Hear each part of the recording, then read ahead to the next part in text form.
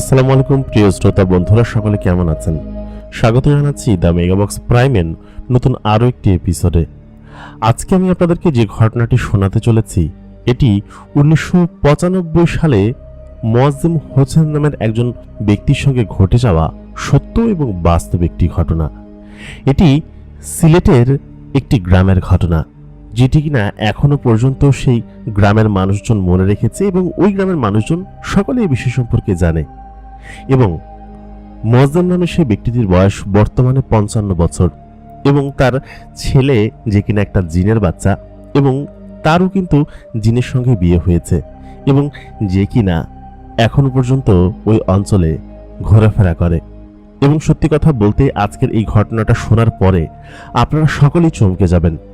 আমাদেরকে ঘটনাটি রোহিত পাঠিয়েছেন, আয়মান রোহিত আমাদেরকে সিলেট থেকে পাঠিয়েছেন এবং এই সম্পূর্ণ ঘটনাটি বেশ বড় এবং খুব ধৈর্য সহকারে আপনারা শুনবেন আশা করি।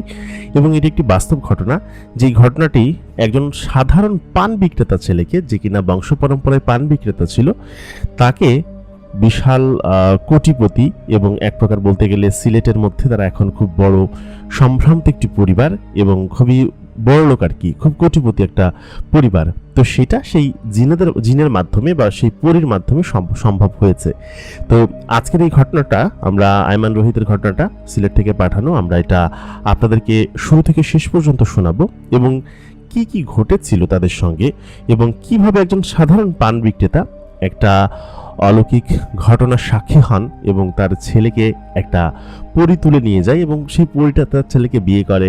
তারপর বিভিন্ন কবিরাজের বিষয় আছে, তারা কিভাবে সে এলাকায় জনপ্রিয় হয়ে ওঠে, পাশাপাশি এই তার বড়লোক হয়ে ওঠার সম্পূর্ণ ঘটনাটা আজকের ভিডিওতে আমি আপনাদের সঙ্গে শেয়ার করব। প্রতিদিনকার মতো কণ্ঠে আমি আরজে ইমরান আপনাদের সঙ্গেই আছি এবং আপনারা দেখছেন দ্য মেগাবক্স প্রাইম। যারা এখন পর্যন্ত আমাদের এই চ্যানেলটিকে সাবস্ক্রাইব করেননি অবশ্যই সাবস্ক্রাইব করে রাখুন। সেই সঙ্গে আপনি আমাদের ফেসবুক পেজটি ফলো না দিয়ে থাকলে ফেসবুকে গিয়ে লিখুন আরজে ইমরান, আমাদের ফেসবুক পেজটি চলে আসবে, অথবা আমাদের এই ভিডিওর ডেসক্রিপশন লিঙ্ক ফলো করে আপনারা সরাসরি ফেসবুক পেজটি ফলো দিতে পারেন। যারা ফেসবুক পেজ থেকে দেখছেন তারা অবশ্যই কিন্তু আমাদের ফেসবুক পেজটি ফলো দিয়ে রাখবেন। তাহলে চলুন আর বেশি কথা বাড়াবো না, আমরা সরাসরি চলে যাব আমাদের আজকের আয়মান রোহিতের পাঠানোর এই অলৌকিক সত্য ঘটনা, যেটা কিনা মোয়াজ্জেম হোসেন নামের একজন ব্যক্তির সঙ্গে ঘটেছিল। আসসালামু আলাইকুম ইমরান ভাই, কেমন আছেন? আশা করি বেশ ভালো আছেন। আজকে আমি আপনাদের সঙ্গে যে ঘটনাটি শেয়ার করতে চলেছি, এই ঘটনাটি আমার এক কাজিন পরিবারের সঙ্গে ঘটা সত্য এবং বাস্তব একটি ঘটনা এবং এই ঘটনাটি আমাদের অঞ্চলে, আমাদের এলাকায় মোটামুটি সবাই জানে, কারণ এই ঘটনাটা চলমান অনেক বছর ধরে এবং মানুষজন অনেক ধরনের বিশ্বাস নিয়ে আমার ওই কাজিনদের বাড়ি বেড়াতে যেতেন। তো ঘটনাটি আমি আপনাদের সঙ্গে শেয়ার করছি এবং তিনি যেভাবে আমাদেরকে লিখে পাঠিয়েছেন ঠিক সেইভাবে আমি সাইন যুক্ত করে আমার মতো করে সেই ঘটনাটা আমি আপনাদেরকে শোনাচ্ছি। যার সঙ্গে ঘটনাটি ঘটে তার নাম হচ্ছে মোয়াজ্জেম হোসেন। সে আমাদের আত্মীয় হয়, তাদের বাড়ি হচ্ছে সিলেট। আমাদের পরিবারের রয়েছে আমি, বাবা মা, দাদা দাদি, ফুফু, ফুফুর মেয়ে। ডিভোর্সের পরে ফুফুরা আমাদের বাড়িতেই থাকতো। আমি কিন্তু মোয়াজ্জেম হয়ে কথাটা বলছি, সেহেতু আশা করি আপনারা বুঝতে পারছেন।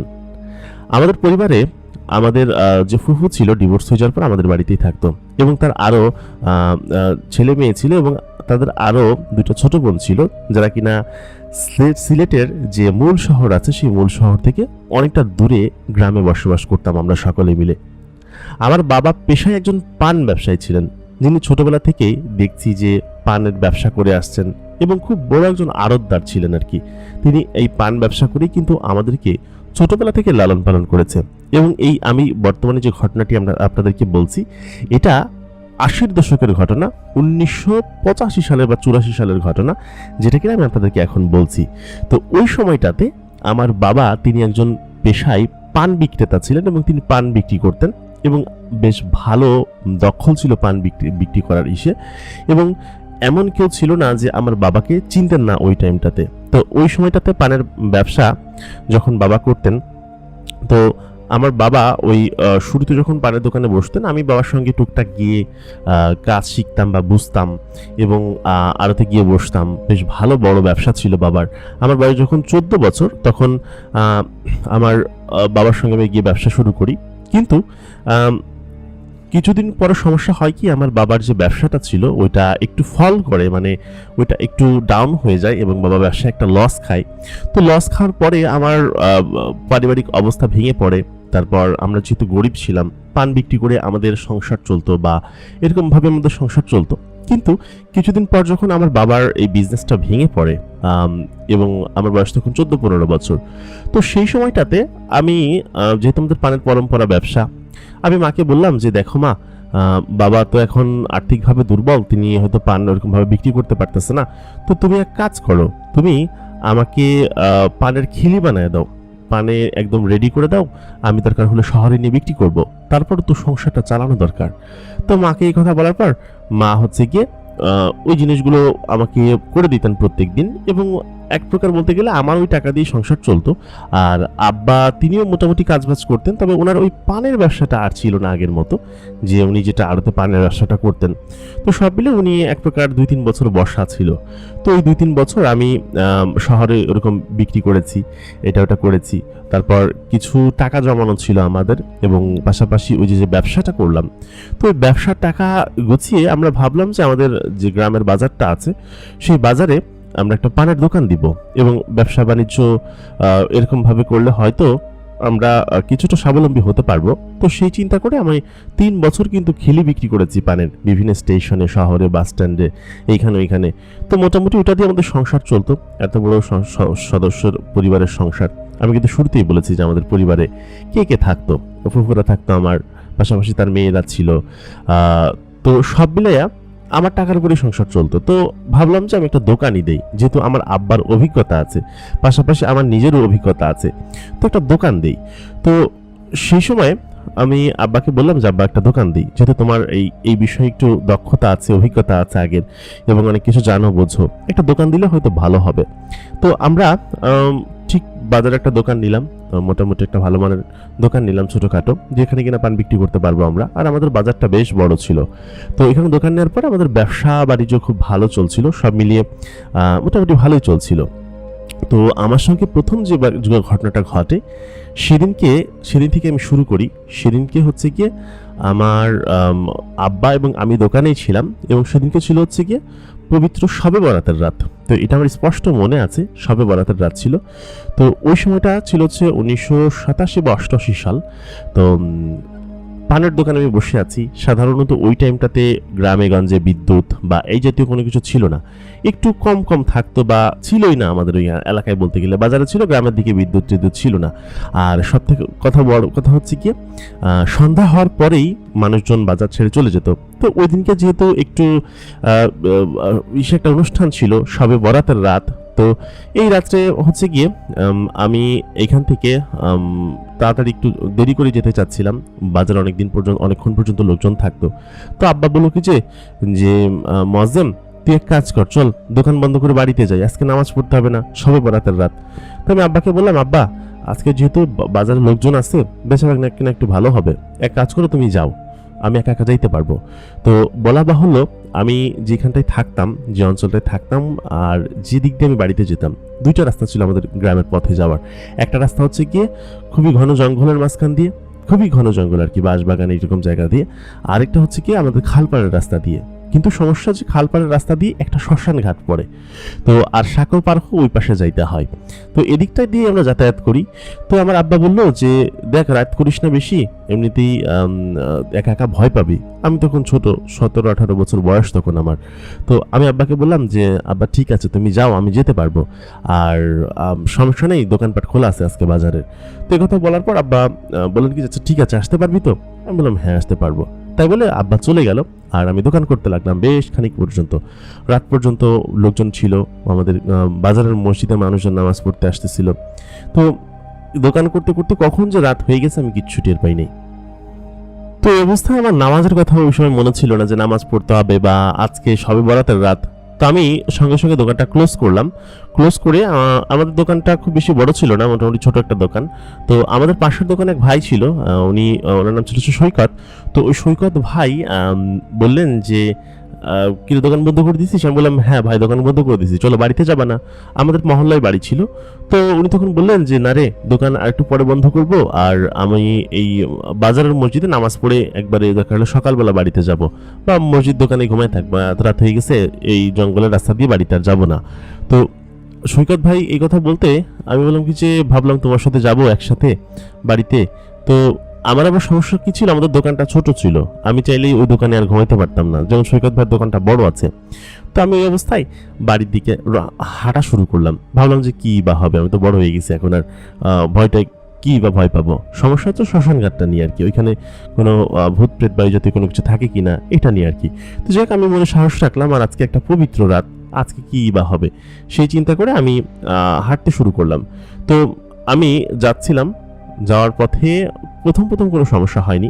খাল পাড়ে গিয়ে যখন সাগর কাছে গেলাম, তো সাগর কাছে যাওয়ার পর হঠাৎ করেই খেয়াল করলাম যে একদম মাঝ বরাবর আমি চলে আসছি সাগর। হঠাৎ করে খেয়াল করলাম যে সাগরটা কেউ নাড়াচ্ছে, এবং পেছন দিয়ে কেউ একজন নাড়াচ্ছে এবং নড়তেছে। তো আমি পেছন দিকে তাকাই বলে, কে সাগর নাড়াচ্ছে?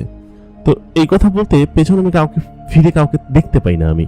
কিন্তু আমি যখন আবার 2 পা সামনে আগাই, আবার সাঁকোটা এমন জোরে নাড়াচ্ছিল, মনে হচ্ছিল যে ভূমিকম্প হলে যেরকম নড়ে ঠিক সেরকম ভাবে নড়তেছিল, একদম দোল খাচ্ছিল। আমি খুব শক্ত করে ধরে দাঁড়ায় আছি।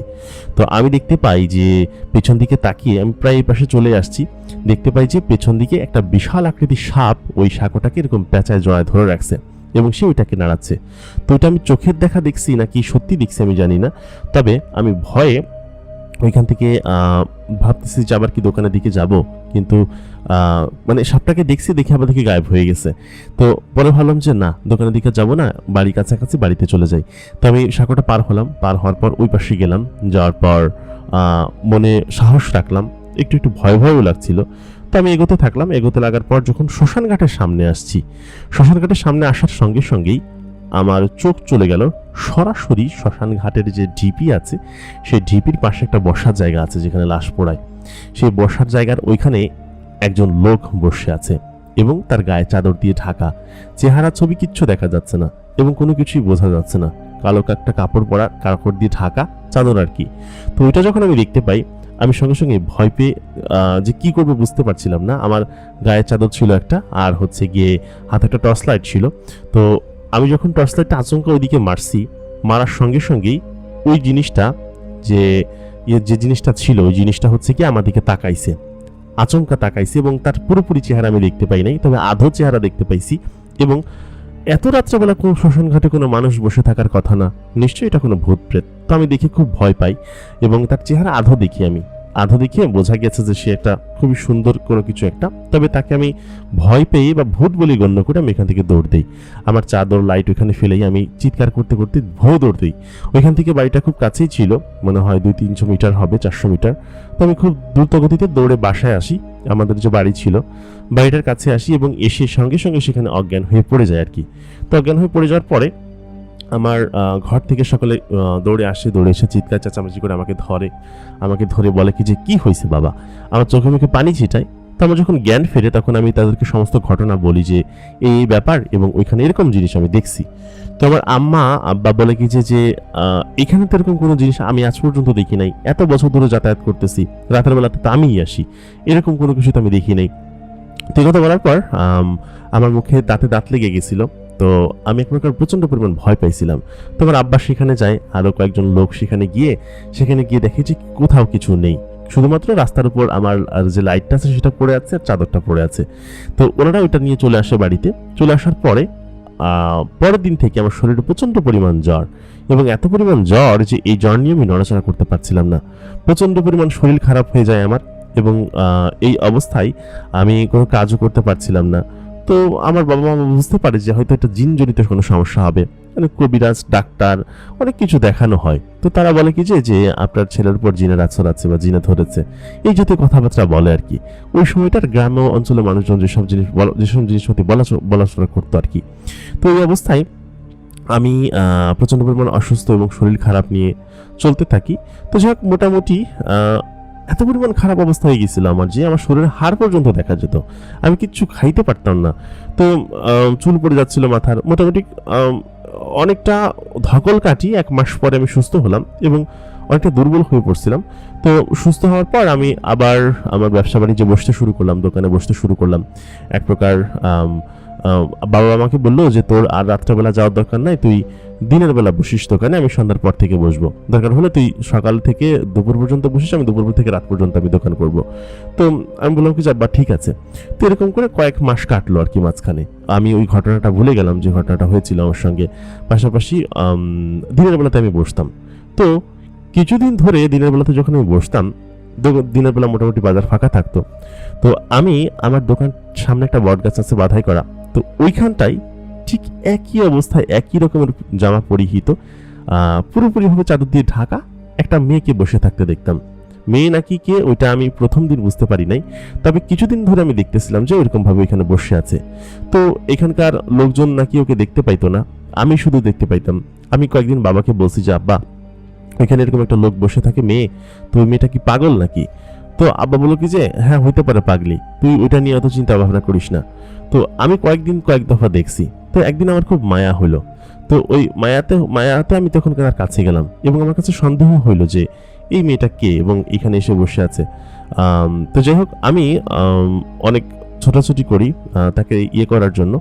তো ওই অবস্থায় আমি যখন তার কাছে যাই, ওই দিনকে কাছে যাওয়ার পরে আমি তাকে খাবার দিতে যাই আর কি, যে পাগলি মানুষ এখানে বসে আছে, হয়তো খাবার খেয়েছে কিনা।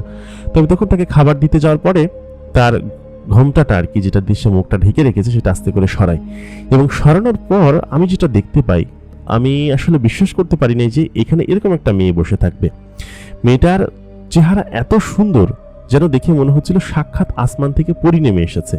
এত পরিমাণ সুন্দর তার চেহারা ছিল এবং এরকম একটা সুন্দরী মেয়ে, পাগলি, সবাই তাকে পাগলি বলে এবং সবাই নাকি তাকে দেখতে পায় না, মাঝে মধ্যে দেখে মাঝে মধ্যে দেখে না, তবে আমি প্রায় দিনই দেখতে পাই।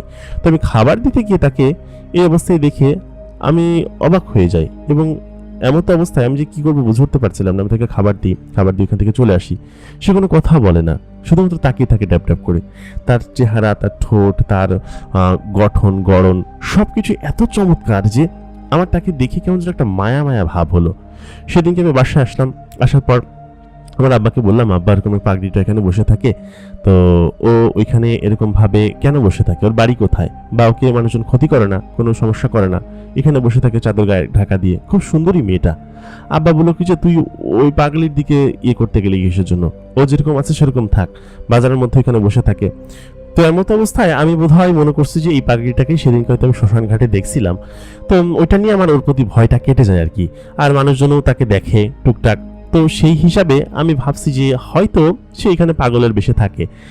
কিন্তু সে এখানে কেন থাকে, এত সুন্দর একটা মেয়ে, তাকে কিন্তু সেদিনকে আমি পুরোপুরিভাবে দেখি নাই। তো ওইদিনকে আমি বাড়িতে চলে আসি। বাড়িতে এসে ভাবতে থাকি যে মেয়েটাকে আমি খাবার দিব প্রায় প্রতিদিন এবং তার দেখভাল করব, মেয়েটা হয়তো অসহায়ভাবে এখানে থাকে। তো এর পরের দিন থেকে আমি আমার আব্বাকে জিজ্ঞেস করি যে পাগড়িটা এখানে এরকম ভাবে থাকে কিসের জন্য আব্বা, বা এখানে ও কোত্থেকে আসছে। তো পরবর্তী দিন ভাবলাম যে আব্বার কাছে সমস্ত কিছু জিজ্ঞেস করবো এবং ভালো মতো দেখবো ওর চেহারা কেমন। তো সত্যি সত্যি এর পরের দিন গিয়ে আমি ওর চেহারা সম্পূর্ণ মুখের ঘোমটাটা সরালাম, সম্পূর্ণটা সরিয়ে একদম আলগা করে ফেললাম। তো ওই দিনকে আমি পুরোপুরি ওর শরীর এবং চেহারা দেখতে পেলাম। সত্যি কথা, এরকম সুন্দর মেয়ের আগে আমি কখনো দেখি নাই। একদম মানে অমায়িক আর কি, এত পরিমাণ রূপ তার, এত পরিমাণ সৌন্দর্য। তো এটা দেখে আমি খুব অবাক হয়ে যাই। ওদিনকে বাড়িতে এসে আমি ভাবতে থাকি যে কারোর চেহারা এত সুন্দর হতে পারে, কেউ এত মায়াবী হতে পারে। তো আমার ওর প্রতি একটা অন্যরকম ফ্যাসিনেশন কাজ করতে শুরু করে, প্রতি চিন্তা ভাবনা আসতে শুরু করে। যেহেতু অনেকদিন ধরে দেখতেছি আমি আমার দোকানের সামনে বট গাছটা নিচে বসে থাকে, সবাই ওকে এখানে কি করে, ওখানে কোথায় থাকে, কোথায় ঘুমায়, কোথায় খায়, বা কোথায় বাথরুম করে, এই জিনিসগুলো নিয়ে আমার আসলে একটু কিউরিয়াসিটি জাগতে শুরু করলো। তো তারপর আমি ওই অবস্থায় ওইখান থেকে আমার আব্বাকে জিজ্ঞেস করলাম যে আব্বা আসলে ও এখানে থাকে কিভাবে, খায় কি, কোথায় বাথরুম করে, কোথাও এখান থেকে উঠতেই দেখি না, সারাদিনে এখানেই বসে থাকে। আর ওকে কি কেউ কিছু বলে না, ও যে এত সুন্দর সেটা কি দেখে না? তো আব্বা বলে যে তুই যে পাগলিটা নিয়ে এত ভাবতেছিস কিসের জন্য, ও পাগল মানুষ, ওরকম থাক, তুই যে তার কাছে যাস, তাকে খাবার দিস, তারপর তুই যে ওর ঘোমটা সরাই নাকি দেখছিস, কয়েকজন নাকি ওকে দেখছে, ও নাকি অনেক সুন্দরী, তো ও যে সুন্দর এতে করে তুই ওর ক্ষতি করলি না? তা আমি বললাম আব্বা কিভাবে ক্ষতি করলাম? তো সে বললো যে ও একটা সুন্দরী মেয়ে, তো ওকে মানুষ ক্ষতি করতে পারে না, এখানে বখাটে ছেলেপেলেরা রাত্রেবেলা পাহারা দেয়, এখানে ও এইখানেই থাকে পাগলিটা। তো ওকে দেখে তো মানুষজন ক্ষতি করবে না? ওর এতদিন তো ভালোই ছিল, তুই তোর ক্ষতি করলি এক পর্যায়ে।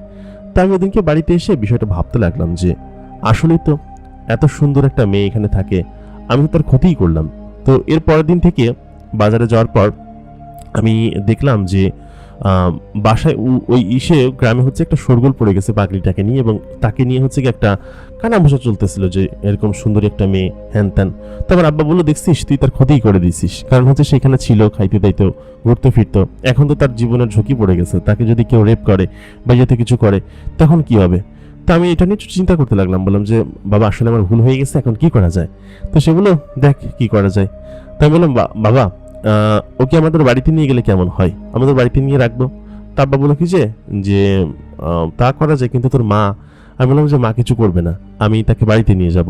তো ওই দিনকে দোকান করে ভাবলাম যে রাতটার দিকে আমি ওকে বাড়িতেই নিয়ে যাই, বাড়িতে নিয়ে গিয়ে আমরা এখানে ভালো থাকবে আর কি। এখানে থাকলে তো কেউ ক্ষতি করবে, যেহেতু ক্ষতিটা আমি করেছি তাহলে সেটার উপকারটাই আমি করব। আর আমাদের বাড়িতে একজন লোক বেশি থাকলে আল্লাহ তাআলা নিজেও খুশি হবেন, তিনি নিজেও আমাদের বরকত বাড়িয়ে দিবেন। তো সেই চিন্তা করে আমি সেদিনকে সন্ধ্যার দিকে দোকান বন্ধ করে হচ্ছে বাড়িতে যাওয়ার আগে আমি ওই পাগলি মেয়েটার কাছে যাই এবং তাকে বলি যে তুমি চলো আমাদের বাড়িতে, চলো আমাদের বাড়িতে থাকবে আজকে থেকেই। তো সে আর কোনো কথা বলে না, মানে সে কারোর কোনো কথাতে রেসপন্স করে না। আমি যখন তাকে বললাম যে চলো, সে তার যখন হাত ধরলাম, সে হাত ধরার পরে আমার সাথে সাথে চলে আসলো। তার হাতটা এত সুন্দর, এত মানে মিষ্টি যে আমি তাকে দেখে অবাক হয়ে যাচ্ছিলাম। সে অন্য কাউকে তার কাছে আসতে দেয় না, তার শরীরে টাচ পর্যন্ত করতে দেয় না, কিন্তু সে আমাকে তার শরীরে টাচ করতে দিছে, পাশাপাশি খাইতে আমার খাবার গ্রহণ করছে, আমাকে তার মুখ দেখতে দিছে। অন্য কেউ এখন পর্যন্ত তার শরীর বা মুখ দেখেই নাই। তো এই অবস্থায় তখন আমি ওকে হাত ধরে নিয়ে আমাদের বাড়িতে চলে আসি আর কি। বাড়িতে যখন আসি তখন আমার আম্মা, আমার ফুফু এবং অন্যান্য সকলে দেখে অবাক হয় যে একটা মেয়েকে নিয়ে আসছি আমি। তো আব্বা ওই অবস্থায় বাজার থেকে আসছিল না, আমি আব্বা আসার পর্যন্ত অপেক্ষা করতেছিলাম, কারণ আব্বা বিষয়টা হয়তো সহজভাবে বোঝাইতে পারবে বা গোছাইতে পারবে, এরকম একটা চিন্তা ছিল আমার মনের মধ্যে। এর বেশ কিছুক্ষণ পর আমার আব্বা তখন বাসায় আসে এবং বাসায় এসে যখন দেখে যে আমার মা আসলে অবাক হয়ে গিয়েছে এরকম একটা মেয়েকে দেখে। শুধু আমার মা না, আমার ফুফু এবং পরিবারের সদস্য যারা ছিল তারা সকলেই রাগবাগ করতেছিল যে এই পাগলকে কেন ধরে নিয়ে আসছিস। আমি আব্বা আসার জন্য অপেক্ষা করতেছিলাম, তবে আম্মাকে অনেক বুঝাইছি যে এই মেয়েটাকে গ্রামের নোংরা ছেলেরা নির্যাতন করতো বা অনেক খারাপ চোখে দেখতো, যদি তার কোনো ক্ষতি করতো তাহলে কি হয়ে যেত, তুমি দেখো মেয়েটাকে দেখতে কি সুন্দর এবং সম্ভবত সে পাগল না, তাকে দেখে বোঝা যাচ্ছে, কারণ পাগলের মতো আচরণ তো সে করতেছে না। তো এই কথা বলার পর আমার মা আসলে বিষয়টা মানে না। তো আমার আব্বা আসে, আব্বা আসার পর তখন আব্বা আম্মাকে বোঝায়, কিন্তু আম্মা তাও মানে না আর কি। তো আম্মা বলে যে তোমার মেয়ে যদি এরকম রাস্তায় রাস্তায় বেড়াইতো আর এরকম বখাটে ছেলেরা তাকে উত্ত্যক্ত করতো, তার ক্ষতি করার চেষ্টা করতো, তো তখন তুমি কি করতা? তো এই কথা বলার পর আমার আম্মা রাজি হয়, কোনো কথা বলে না। তো পরে আমার ফুফু যে ছিল উনি খুবই ভালো মানুষ ছিলেন। তো ওই ফুফু হচ্ছে গিয়ে পাগড়িটাকে গরম পানি দিয়ে গোসল করাইলো এবং তার শরীরে কিছু ময়লা ছিল, যেহেতু সে বাইরে ঘোরাফেরা করতো, অতটাও না, তো মোটামুটি তাকে ওই যে জামা কাপড় পরা ছিল সেগুলো পরিষ্কার করে নিয়ে আসে আর কি। নিয়ে আসার পরে যখন সবাই একসাথে বসে আর কি, খেতে বসে রাত্রেবেলা, তো সত্যি কথা বলতেছি আমি ওই মেয়েটাকে দেখে পুরো পাগলের মতো হয়ে যাই। মানে এত সুন্দর কেউ হইতে পারে যে আমি তাকে দেখে বিশ্বাস করতে পারতেছিলাম না, মানে একদম হীরার টুকরার মতো চকচক করতেছে। তো আমি তার দিকে তাকাই আছি, মেয়েটা আমার দিকে একবার তাকায়, নিচে একবার তাকায়। তো এত সুন্দর একটা মেয়ে রাস্তায় ঘোরাফেরা করতেছে পাগল, এটা আসলে আমার বিশ্বাস হচ্ছিল না। সবাই তাকে পাগলি বলে বা যেটাই হোক না কেন। তো এরপরে পাগলিটা হচ্ছে কি নিজে নিজেই কি বিড়বিড় করে আর কি, কথা বলে না কারোর সঙ্গে, নিজে নিজে কি বিড়বিড় করে, বক বক করে, তারপর নাচানাচি করে, মানে সবসময় চুপচাপ থাকতো, কখনোই কারোর সঙ্গে কথা বলতো না। তো এগুলো নিয়ে আমাদের বাসায় তেমন আর কোনো সমস্যা হলো না। আমার ফুফু হচ্ছে গিয়ে যে ছিলেন, তিনি আমার ওই পাগড়ি যেটা ছিল তাকে খুব আদর যত্ন করতো, তার কাছেই থাকতো, রাত্রেবেলা তার ঘরেই রাখতো। তো ফুফু যদি একা ঘুমাতো তার কাছেই সে রাখতো, তাকে অনেক আদর যত্ন করতো। তো এইভাবে বেশ কিছুদিন কেটে যায়, নিজের মেয়ের মতো করে যত্ন করে বড় করে আর কি খাওয়াচ্ছিল। মানে সবকিছু একটা বাচ্চা যেভাবে লালন পালন করে, ওই মেয়েটাকেও ঠিক সেইভাবে আমার ফুফু এরকমভাবে আদর যত্ন করতেছিল। তো ফুফু আমাকে একদিন বলে যে এটা কোনো পাগল না, এটা এর মধ্যে অনেক অদ্ভুত ক্ষমতা আছে, সেটা আমি দেখতে পাইছি। তো আমি তখন বললাম যে ফুফু তুমি কি কি ক্ষমতা দেখছো যে তুমি অবাক হচ্ছ তাকে দেখে? তো সে আমাকে বলে যে এর মধ্যে বিশেষ কিছু ক্ষমতা আছে যেটার শোধ তুই কখনোই দিতে পারবি না। যদি নিজে চামড়া কেটে জুতা সেলাই করেও তুই ওকে দিয়ে দিস, তাও সেটা শোধ তুই দিতে পারবি না। তো আমি বললাম ফুফু মানে কি, বুঝলাম না, কিভাবে কি? তো সে আমাকে তখন বলল যে ওর মধ্যে কিছু অলৌকিক ক্ষমতা আছে যেটা কিনা তুই এই কয়দিনে খেয়াল করছিস কিনা জানি না। তুই দেখছিস যে আমার মেয়ের হাঁপানির রোগ ছিল, হাঁপানির রোগটা কিন্তু এখন আর নাই। ও কিন্তু আর আগের মতো এরকম হাঁপানির রোগ নিয়ে ডাক্তারের কাছে যায় না। বিগত কয়েক সপ্তাহ ধরে সে একদম পুরোপুরি ঠিক। তো আমার ধারণা ওই মেয়েটাই সমস্ত কিছু করছে এবং ওই রোগটা একদম ইয়ে গেছে আর কি। তো ও একদিন আমার মেয়েকে কি যেন বললো, কি একটা পরে যেন গায়ে ফু দিল, ফু দেওয়ার পরে তার শরীরের মধ্যে আর রোগ নাই, হাঁপানির রোগ নাই। তো এটা বলার পর আমি বললাম কি যে বলো কি, শুধুমাত্র তাই না, আমার মায়ের হচ্ছে গিয়ে বাম পায়ে ব্যথা ছিল, তো সেই ব্যথাটাও নাকি সেরে গেছে এবং আমার মা বলল যে ও একদিন আমার পাটা টিপে দিচ্ছিল, তারপরে থেকে ঠিক হয়ে গেছে। তো এই কথা যখন আমার ফুফু এবং মা বলতেছিল, তো সকলে ওকে বেশ আদর যত্ন করতো।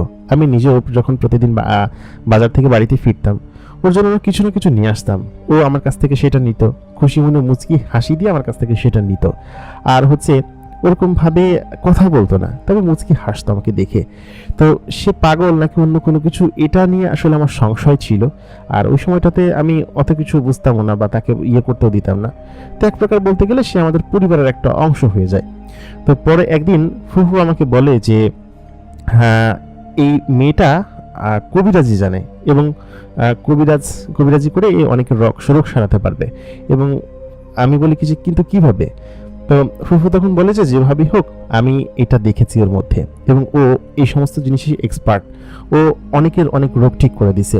আমাদের বাড়িতে কিন্তু অভাব অনটন ছিল, তুই দেখছিস ও আসার পর থেকেই তোর ব্যবসাটা কিন্তু আগে থেকে বেড়েছে। তা বললাম কি যে হ্যাঁ ফুফু, এটা তো খুব সত্য কথা যে আমার ব্যবসা আগে থেকে খুব বাড়ছে এবং বাড়িতে একটা অন্যরকম শান্তি বিরাজ করে সবসময়। তো ফুফু আমাকে বলল যে এটা সব ওর জন্য। তো ওকে সবাই পাগল বললে ওর মধ্যে কিছু বিশেষ ক্ষমতা আছে। তো আমি তখন বললাম যে আচ্ছা ঠিক আছে। তো এরপর থেকেই আমি দেখলাম যে আমাদের বাড়িতে বিভিন্ন লোকজন আসে, লোকজন এসে ওই ফুফুর ঘরে ওই মেয়েটাকে তো সে রাখে, ফুফুর ঘরে নিয়ে যায় আর কি। এবং এরকম করতে করতে এমন অবস্থা হয়েছে যে আমাকে বলতেছে যে এই পাগড়িটার মধ্যে বিশেষ ক্ষমতা আছে, গ্রামের মানুষ এগুলো জেনে গেছে, এই জন্য গ্রামের মানুষজন কবিরাজি চিকিৎসা নেওয়ার জন্য ওর কাছে আসতে চাচ্ছে এবং টাকা পয়সাও দিবে। তা আমি বললাম কি যে এটা কি বলতেছো ফুফু? ফুফু তখন বলে যে না, ওর মধ্যে অনেক কবিরাজি গুণ আছে, কবিরাজি শিক্ষা আছে। যাদের বাচ্চা হয় না, যাদের ঘাড়ে জিন আছে বা যাদের নানান ধরনের সমস্যা আছে, তারা তার কাছে নিয়ে আসতে লাগলো এবং অনেক দূর দূরান্ত থেকে এই জায়গায় হচ্ছে কি মানুষজন আসতে থাকলো আমাদের বাড়িতে, অনেক রোগের চিকিৎসা নিত। শুধু কি তাই, টাকা দিত, মান্য দিত, ছাগল গরু যা পেত, যে যা যেরকম পারতো সেরকম ভাবে নিয়ে আসতো আর কি। মানে এক প্রকার আমাদের বাড়িতেই ছোট্ট একটা মিনি মাজার গড়ে উঠলো আর কি, এবং সেখানে সকলেই চিকিৎসা নিতে আসতো। আর অবাক বিষয় হচ্ছে যে ওই আমার যে ফুফু ছিল তিনি 2 হাতে টাকা কামাইতে শুরু করলেন, আর যেই আসতো তার রোগী ঠিক হয়ে যেত। আমার ফুফু সবার জন্য রান্না বান্না করতো, আমাদের বাড়িতে মানুষের জন্য ডেক ভরে রান্না হইতো। তো একদিন আমার ফুফুর রান্না করতে গিয়ে হাত পুড়ে যায়, হাত পুড়ে যাওয়ার সময় তখন ওইখানে ওই মেয়েটা কি যেন একটা লাগায় দেয়। পরদিন সকালে উঠে দেখি কি যে তার হাত ঠিক হয়ে গেছে। তারপরে পেটের ভিতরে অনেক ধরনের ব্যথার সমস্যা হইতো, তো ওইগুলো আর থাকতো না। তো এমন করে করতে করতে সবাই পাগড়িটার প্রতি একদম দুর্বল হয়ে যায়। অনেক আধ্যাত্মিক ক্ষমতা আছে, অনেক কিছু পরিবর্তন হয়। ফুফু সহ পরিবারের সবাই সিদ্ধান্ত নিল যে ওই পাগড়িটার সাথে আমাকে বিয়ে দিবে। তো কয়েক মাস পরের ঘটনা আর কি, এই ঘটনা তাকে আনার প্রায় 8-9 মাস পরে, আমাদের বাড়িতে সে 8-9 মাস ছিল। তো তাকে এমনিতে আমি কয়েকদিন ধরে দেখতেছি, কয়েক মাস ধরে। তো তারপর একটা ভালো লাগা আমার নিজেরই কাজ করতো। তো আমি আমার পরিবারের সকলে বিয়ে দেওয়ার চিন্তা ভাবনা আমাকে করে। তো আমি বললাম কি যে তাকে বিয়ে করতে আমার কোনো সমস্যা নেই, কিন্তু সে সবসময় চুপচাপ থাকে, তার মধ্যে কোনো পাগলের লক্ষণই নেই। তো তো সেক্ষেত্রে আমার তার কোনো বিয়ে করতে কোনো আপত্তি নাই, কিন্তু সে কথা বলে না, এটাই হচ্ছে সমস্যা। তো প্রথমে বলেছিলাম আমার ফুফু তাকে হচ্ছে কবিরাজি করে যে টাকাগুলো ইনকাম করতে সেগুলো আমার ফুফু নিত না, আমাদের পরিবারের সকলকেই দিত, সকলকেই ওই টাকা পয়সা দিয়ে আমাদের ভাঙা বাড়িটা ঠিক করা হলো। মানে এত পরিমাণ টাকা ইনকাম করছে বিগত 7-8 মাসে আমার ফুফু, যে আমাদের যে ভাঙা বাড়িটা ছিল সেই ভাঙা বাড়ি বিল্ডিংয়ে রূপান্তর হয়ে গেল, আশেপাশের সবার বাড়ি থেকে বড়, তারপরে দেয়ালওয়ালা বাড়ি হয়ে গেল। আমার বাবা নিজেই হচ্ছে কি আশেপাশের জমি কিনতে থাকলো, এবং মনে হলো যে 7 রাজার ধন পেয়ে গেছি আমরা। মোট কথা হচ্ছে যে ওই মেয়ের কাছে আসলেই যেই আসতো সেই ইয়ে হয়ে যেত, ঠিক হয়ে যেত, তার সমস্যার সমাধান হয়ে যেত। আর মানুষজন ছাগল গরু হাঁস মুরগি টাকা পয়সা যা পারতো দিয়ে যেত। তো বললাম না যে রাতারাতি মানে অনেক টাকার মালিক হয়ে গেলাম আমরা। মানে এটা আসলে 1 বছরের মধ্যে এত কিছু সম্ভব হবে আমরা কখনো ভাবতেই পারি নাই। মানে এক প্রকার বলতে গেলে লাখ লাখ টাকা, যেটা কিনা আমরা কখনো চোখেই দেখি নাই। আমাদের যে পানের ব্যবসা ছিল সেই পানের ব্যবসাটাও আর করে গোটায় ফেললাম, কারণ এত টাকা থাকতে পানের ব্যবসা কি করবে, আর দোকানটা বন্ধ থাকতো বেশিরভাগ সময়। তো পরবর্তীতে আমার মা নিজেই বলতেছে যে পাগড়িটাকে বিয়ে করাবে আমার সাথে। তো তাছাড়া আমি এই পাগড়িটাকে অনেক আদর করে পরি ডাকতাম আমি ওকে, এবং পরিবারের সবাই তাকে পরি বলেই ডাকতো, কারণ তার কোনো নাম ছিল না, সে দেখতে একদম পরীর মতো সুন্দর ছিল। তো এখানে একটা পারিবারিক সম্পর্ক এভাবেই গড়ে ওঠে। পারিবারিক নিয়মে আমাদের বিবাহ সম্পূর্ণ হয়, হুজুরানে তাকে কবুল বলতে বলে। কিন্তু সমস্যা হচ্ছে যে সে চুপ করে থাকে, কোনো কথা বলে না। এখন বোবাদেরকে বিয়ে যেরকম ভাবে দেওয়া হয় সেরকম ভাবে বিয়ের কাজ সম্পূর্ণ হলো। তো তারপর আমাদের বাসর ঘরে পাঠানো হলো। বাসর ঘরে যখন আমি ঢুকি, একটা জিনিস দেখে আমি পুরো অবাক হয়ে যাই যে ও কারোর সঙ্গে কখনো কথা বলে না, কিন্তু ওর সাথে যে আমার বিয়ে হয়েছে সেটাও ঠিকই বুঝতে পারছে। পাগলি হোক বা যাই হোক বুঝতে পারছে। ও তখন আমাকে খাট থেকে নেমে আমার পায়ে হাত দিয়ে সালাম করে সে আবার খাটের উপর গিয়ে বসে। দেখে মনে হয় যে সে কোনো পাগল না বা এরকম কোনো কিছু না। তা আমি অবাকের পর অবাক খুঁজি তার কাণ্ড দেখে। তার এমন জ্ঞান কিভাবে হলো? সে একটা পাগল মেয়ে, সে এটা জানলো কিভাবে যে সালাম করতে হয় বাসর ঘরে? তো আমি তখন বুঝে গেলাম যে আসলে পাগল না, হয়তো একটু মানসিকভাবে সমস্যা আছে, এটাই আর কি। তো যাই হোক, আমাদের বিয়ে সেদিনকে হলো, আমাদের বাসর হলো সেদিনকে, এবং আমি এটা বুঝতে পারলাম যে তার মধ্যে আধ্যাত্মিক এবং অলৌকিক কিছু ব্যাপার আছে, যে ব্যাপারগুলো আসলে আমাদের চিন্তাধারার বাইরে। তো এরকম করে চলতে থাকলো। তো মূলত হচ্ছে তার যখন ক্ষুধা লাগতো সে কাউকে কিছু বলতো না, তারপর শুধুমাত্র আমাকেই কিছু কিছু জিনিস বলতো, ইশারা দিয়ে বোঝাইতো, বিড়বিড় করে কথা বলতো আর কি, কিন্তু কোনো কিছু ইচ্ছা করে করে বলতো না। তো আমাদের কবিরাজি ব্যবসা বেশ ভালোই চলতেছিল, পরিবারের সবাই এরকম নিয়ে দিন বিয়ের কয়েক মাস কাটতে থাকে। তো বিয়ের প্রথম কয়েক মাস আমি কিছু টের পাই নাই যে আসলে তার সঙ্গে ঘুমাইতাম ঠিকঠাক মতো, তার সঙ্গে সবকিছু স্বাভাবিকভাবেই হইতো। দিনের বেলা সে কবিরাজি করতো, আর রাতের বেলা সে আমার সঙ্গে থাকতো, আমার সেবা যত্ন করতো। এদিক দিয়ে আবার ঠিক ছিল, সে পাগল হোক আর যা হোক, সে আমার সেবা যত্নের দিক দিয়ে ঠিক ছিল।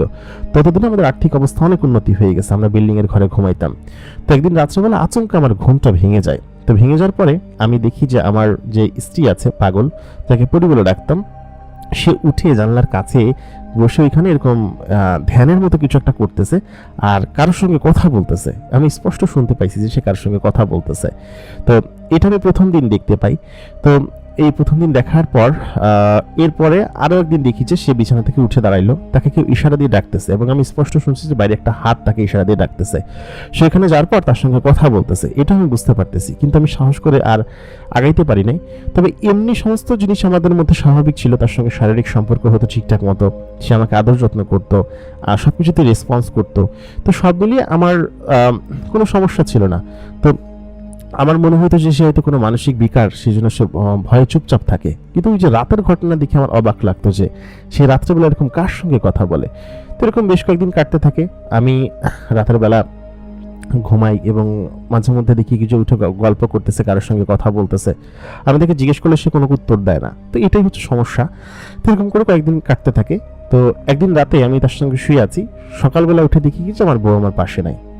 যখন আমার বউকে আমি পাশে দেখি না, আমার পরিবারের সদস্য সবাইকে ডাকার পর সবাই খোঁজাখুঁজি করতে থাকে, আশেপাশে সব জায়গায় খোঁজাখুঁজি করতে থাকে।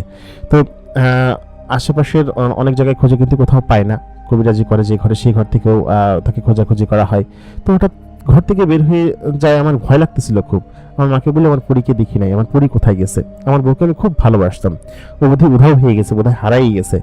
তো আমার ফুফু তখন বাইরে বসেছিল। তো আমাদের বাড়িতে তখন অনেক রোগী আসছিল, সে সেদিন বলে কি যে বাড়িতে বউ নাই, তোমরা চলে যাও আজকে। তো সবাই অনেক খোঁজাখুঁজি করার পরে কোথাও কোনো সন্ধান পাওয়া যাচ্ছিল না। মোটামুটি দুপুর হয়ে যায়, আমার বউ হারাই গেছে। বাবা ভাড়া করে মাইকিং করে এদিক ওদিকে খোঁজাখুঁজি করে, সবাই কান্নাকাটি শুরু করে দিছে। তো কান্নাকাটি কেন করতেছিল তা হয়তো বুঝতে পারতেছিলাম না, তবে সে হয়তো আমাদের পরিবারের একমাত্র ইনকামের উৎস ছিল, সেই জন্য হয়তো তারা কান্নাকাটি করতেছিল। কিন্তু সে যে আমার স্ত্রী ছিল, তাকে আমি খুব ভালোবাসতাম।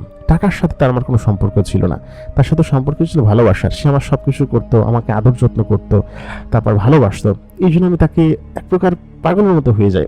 তো পরে আমি ফুফুকে বলি যে ও যখন আমার সঙ্গে ঘুমাইতো, তখন রাত্রেবেলা কেউ যেন ওর সঙ্গে কথা বলতো, ও নিজে নিজে বিড়বিড় করতো, মুখ দিয়ে কথা বলতো, ও যাবে না, ওইখানে থাকবে। ও ইশারা দিয়ে কথা বলতো। তারপর আমি কয়েক দফা শুনছি যে ও যাবে না, কেউ ওকে বলতেছে যে চলো আমাদের সঙ্গে, তোমাকে আমি নিয়ে যাব। কিন্তু ও যেতে চাইতো না, ও বলতো আমি এখানেই থাকবো, আমি এখানে ভালো আছি। তো কথা বলতো, তখন ইশারা দিয়ে অনেক কিছু বোঝাইতে চাইতো। তো ফুফু রেগে গিয়ে বলে কি যে তুই বলিস না কিসের জন্য আমাকে, তুই কি পাগল, তুই কি ছাগল, তুই তুই বলিস না কিসের জন্য, তোর বউ কি কোনো স্বাভাবিক কেউ, তার ঘাড়ে জিন আছে, তুই এটা জানতি না? তা আমি বললাম কি যে না। আমি বললাম কিছু, তাহলে তুই যে ছাগল একটা, তুই যে আগে বললে আমরা পাহারা বসাইতাম। আমার উপর অনেক খেপে গেল। মা তখন চিৎকার চেঁচামেচি করে বললো কিছু, কোনো লাভ নাই, আমরা অনেক জায়গায় খুঁজছি, লোক লাগায় রাখছি, সম্ভবত খুঁজে পাওয়া যাবে না আর। তো বউ তো পাগল, কোন দিকে না চলে গেছে। তো আমি তো তাকে প্রচন্ড পরিমাণ ভালোবাসতাম, মানুষজন এইসব কথা বলা করতেছিল। তারপর যারা কবিরাজি চিকিৎসা নিতে আসতেছিল, তারাও আসলে বলতেছিল যে কোথায় গেল, আমরা এখন কার কাছে চিকিৎসা নিব। তো হারিয়ে যাওয়ার আমি প্রচন্ড পরিমাণ কষ্ট পাই, এত কষ্ট পাই যে আমার কাছে খুব খারাপ লাগতেছিল। এত কষ্ট হচ্ছিল যে আমার বউয়ের জন্য আমি একদিন সকালে নিজে থেকে বাসা থেকে বের হয়ে যাই। আমি আসলে বাসায় থাকতে পারতেছিলাম না, খুব কষ্ট লাগতেছিল আমার, কি যে করবো কিছু বুঝে পারতেছিলাম না। আমি নিজেই খুঁজবো, এরকম একটা সিদ্ধান্ত আমি নিলাম। তো আমি আমার ঘর থেকে বের হয়ে যাই, বের হয়ে অনেক জায়গায় ঘুরছি, অনেক খোঁজাখুঁজি করছি। তবে হাঁটতে হাঁটতে সিলেটের জৈন্তাপুরের খুব ছোট্ট একটা মাজার দেখতে পাই। জৈন্তাপুরের ওদিকে গেছিলাম আমি। তো ওইখান থেকে খুব ছোট একটা মাজার দেখতে পাই, রাস্তার পাশে একটা ঝোপঝাড়ের মাঝখানে একটা মাজার, পরিষ্কার পরিচ্ছন্ন একটা মাজার। তো সেখানে আমি যাই। আমাদের সিলেটে আবার প্রচণ্ড পরিমাণ মাজার আছে ওই সময় থেকেই, এবং জাগ্রত সব মাজার। তো মাজারে গেলে দোয়া করলে অন্তত পক্ষে খোয়া জিনিস পাওয়া যায়, এরকম বিশ্বাস আমাদের সিলেটের মানুষের মধ্যে আছে আর কি। তো আমার বউকে খুঁজতে খুঁজতে আমি ওইখানে যাই, ওইখানে মাজারে গিয়ে আমি বসি। তখন কিন্তু সন্ধ্যা হয়ে গেছে, মাগরিবের পরপর। আমি প্রায় সারা দিন ভরে খুঁজছি, কোথাও পাই নাই। এক প্রকার মাজারে শরণাপন্ন হয়ে ক্লান্ত হয়ে আমি সেখানে বসি। আমি যখন বসে বসে কান্না করতেছিলাম, আমার খুব খারাপ লাগতেছিল ওর জন্য। আমার পরী কোথায়, আমার পরীকে এনে দাও। তো ওকে যে আমি এত পরিমাণ ভালোবেসে ফেলছি, সে পাগল হোক আর যাই হোক, তার ঘাড়ে জিন থাকুক বা যেটাই থাকুক না কেন, তাকে দেখে আমার আসলে খুব খুব ভালো লাগতো, এবং সে যখন থাকতো না আমার খুব খারাপ লাগতো। তো আমি ওইখানে কান্না করতে করতে কখন যে শুয়ে ঘুমাই গেছি আমি নিজেও জানি না। তো আচমকা আমার ঘুমের মধ্যে আমি স্বপ্ন দেখতেছি, আমার কাছে পাঞ্জাবি পরা একজন জুব্বা পরা একজন লোক আসছে, একজন দরবেশ টাইপের, হুজুর টাইপের, এসে অনেক বড় হুজুর, মাথায় পাগড়ি। স্বপ্নে এসে বলতেছে যে আমার বাড়িতে এসে তো কান্না করা যায় না, তো কান্না করতে পারবি না। তো তখন আমি স্বপ্নগুলো দেখতেছি। তো দেখার পর সে আমাকে বলতেছে যে তুই তোর বউকে চাস তাই না, তুই কান্না করতেছিস কিসের জন্য, তুই তোর বউকে পেতে চাস তাই তো? তা আমি বললাম কি যে হ্যাঁ হুজুর, আমি পেতে চাই, আমার বউকে খুঁজে দেন আপনি। তো তখন বলে তোর বউ তো পাগলি, তুই তাকে কই খুঁজবি, তোর বউ ভালো হয়ে যাবে, তোকে একটা জিনিস কোরবানি করতে হবে, আমি তোর বউকে ভালো করে দিব, পাশাপাশি তোর সমস্ত কিছু ঠিক হয়ে যাবে, এবং তোর বউ একদম সুস্থ হয়ে যাবে, তোর সঙ্গে কথা বলবে, একদম স্বাভাবিকভাবে আচরণ করবে। কিন্তু তোকে একটা জিনিস কোরবানি করতে হবে, যদি সেটা করতে পারিস তাহলে আমি গিয়ে তোর বউকে ফিরিয়ে দিব, এবং তোর বউ তোর বাড়িতে চলে যাবে। তুই যখন বাড়িতে যাবি দেখবি যে তোর বউ তোর বাড়িতে আছে। তো আমি হুজুরকে বললাম যে হুজুর কি কোরবানি, কি করতে হবে? তো হুজুর তখন বললো যে তোর বউকে আমি সব ফিরিয়ে দিব এবং ঠিক করে দিব, তুই যদি তোর প্রথম সন্তান আমাকে দিয়ে দিতে হবে, এটা যদি দিতে পারিস, তাহলে যদি তুই ওয়াদা করতে পারিস, তাহলে আমি তোর বউকে খুঁজে দিব, পাশাপাশি তোর বউকে সুস্থ করে দিব। তো আমি তাকে বললাম যে আচ্ছা ঠিক আছে, আমি ওয়াদা করলাম, আমার বাচ্চা হলে আমি এখানে এসে দিয়ে যাব। তিনি বলে ঠিক আছে, তুই তাহলে বাড়ি যা। তো তখন ঠিকই আমার ঘুমটা ভেঙে গেল। ঠিক সেই মুহূর্তে তুই বাড়ি যা, দিয়ে দেখবি তোর বউ তোর বাড়িতে আছে। তো এটা যখন আমি শুনলাম, সাথে সাথে আমার ঘুম ভেঙে গেল, এবং ঘুম ভেঙে উঠে আমি চারিদিকে ঘটঘটে অন্ধকার, রাতের প্রায় 2টা-3টা তখন বেজে গেছে, কতক্ষণ ঘুমাইছি তাও জানি না। আমাকে যখন বলে যে তুই বাড়ি যা, বাড়িতে গেলে তুই দেখতে পারবি তোর বউ আছে। তুই অন্ধকারের মধ্যে আমি হাঁটতে শুরু করি। তো হাঁটতে হাঁটতে প্রায় সকাল হয়ে যায় বাড়িতে আসতে আসতে। অনেকটা দূরের রাস্তা। তো একদম অনেকটা সকাল হয়ে যায়, আমি বাড়িতে এসে দেখি কি যে আমার ঘরে আমার বউ আসলে আমার বাড়িতে আসছে আর কি। তো বাড়িতে আসছে এটা শুনে আমি খুব খুশি হয়ে যাই, 2 দিন ধরে সে কোথায় ছিল। বাড়িতে আসার পর বউকে নাকি আমার বাবা পাইছে, ঘর থেকে বের হয়ে গেছিল অনেকদিন, বাইরে ঘোরাঘুরি করছে। আমার বাবা নাকি তাকে বাস স্ট্যান্ডে, দূরের একটা স্ট্যান্ডে ওখানে পাইছে। তো পাওয়ার পর তাকে বাড়িতে নিয়ে আসছে। তো আমি তাকে দেখে সাথে সাথে কান্না করে জড়ায় ধরি, বলি কি যে বউ তুমি কোথায় গেছিলে আমাকে রেখে। তো আমার বউ দেখি হাসতেছে। আমার বউয়ের মধ্যে সর্বপ্রথম পাগলের ভাব দেখতে পাই আমরা, এবং হাসতেছে পাগলের মতো, হ্যাঁ হ্যাঁ হ্যাঁ হ্যাঁ করে, পাগলরা যেরকম হাসে। তো এরপর কয়েকদিন আমার পরিবারের সদস্য আমাকে বলে ওই দরবেশের কথাটা আমি জানাই তাদেরকে, আমি এরকম একটা স্বপ্ন দেখছি। তো পরিবারের সবাই সিদ্ধান্ত নিল তাহলে এসব জিনিসটা দেখে মাজারটা দেখে আসি কোথায় আছে, এবং সেখানে ওই হুজুরটাকে যদি দেখা যায় তাহলে তার সঙ্গে কথা বলবো। তো আমরা ঠিক সেই একই জায়গায় যাই মাজারটা দেখার জন্য। হুজুর আমাকে বলছিল যে তিনি সুস্থ হয়ে যাবে, পাগল আর থাকবে না, ঠিক হয়ে যাবে। এখন তো দেখি উল্টা আর বেশি পাগল হয়ে গেছে। তো আমি সেখানে যাওয়ার পর সেখানে একটা কবরের মতো মাজার, কবরের মতো দেখছি, কিন্তু সেখানে কোনো মাজার নাই। আমি সত্যি কথা খোদার কসম বলতেছি, আমি যেখানটাই মাজারটা দেখছিলাম সেইখানটায় আমি গেছিলাম, এবং ওইখানে কোনো প্রকার কোনো মাজার নাই। এটা কি তাহলে আমি ভুল দেখছি? আমি অনেককেই জিজ্ঞেস করছি যে এখানে এরকম কোনো মাজার আছে কিনা জৈন্তাপুরের ওইদিকে। তো জায়গাটার সন্ধান আমি আর পাই নাই, আমি অনেক খোঁজাখুঁজি করছি। তো মানুষজন বলে কি যে এখানে আশেপাশে কোনো মাজার নাই, আপনি হয়তো ভুল কোনো কিছু ভাবতেছেন। তো আমাকে আমার বাবা বলতেছে যে তুই কি দেখলি, কিছুই তো বুঝতে পারলাম না, কোথায় মাজার দেখলি, ভুলভাল কিছু দেখছিস নাকি, রাত কাটিয়েছিস, থেকেছিস, তোর ভুল হইতে পারে, হয়তো তুই ভুল দেখছিস, শোকের মধ্যে ছিলি, খবর ছাড়া এখানে আর কিছু নাই। তো যাক আমরা বাড়িতে ফিরে আসি। আমার বউ স্বাভাবিক ওই কবিরাজি করে, আবার আগের মতো ওরকম করতেই থাকে। করতে করতে আমার বউ গর্ভবতী হয়, পরি আর কি যে কবিরাজ ছিল সে গর্ভবতী হয়। পরে আমি আমার যে স্বপ্নটা ওইটা আসলে কিভাবে সত্যি হলো আমি জানি না, কিভাবে সত্যি হবে তাও আমি বলতে পারছিলাম না, এগুলো আমি ভুলে গেছিলাম আর কি। এর কিছুদিন পর আমার বউয়ের হচ্ছে গিয়ে একটা পুত্র সন্তান হয়, এবং দেখতে এত সুন্দর, মাশাআল্লাহ, তার দিকে তাকালে যে কেউ অবাক হয়ে যাবে। মানে এত সুন্দর কোনো ছেলে যে হতে পারে তার দিকে না তাকালে কেউ বুঝতে পারবে না, একদম ওর মায়ের মতো সুন্দর। তো তখন আমার ওই মাজার কথা মনে পড়ে, মাজার কবর আছে কোথায় বেড়া দেওয়া, সেই স্বপ্নটা যেখানে আমি দেখছিলাম সেখানে টাইলস করা একটা মাজার, খুব বড় পরিষ্কার পরিচ্ছন্ন মাজার, কিন্তু সেখানে আসলে ওরকম কোনো মাজার ছিল না। আসলে আমি কার কাছে দিয়ে আসবো? তো আমি হয়তো ভাবছি হয়তো ওইটা আমি এমনি স্বপ্ন দেখছিলাম, এখানে কোনো মাজার নাই। তো আমি এটা ভুলে গেলাম আর কি। ভুলে যাওয়ার পরে প্রায় 1 বছর মাঝখানে কেটে গেল। তো এর মাঝখানে আমার যে স্ত্রী ছিল সেই স্ত্রী ওকে আদর যত্ন করতো, আমার ছেলেকে দুধ খাওয়াতো।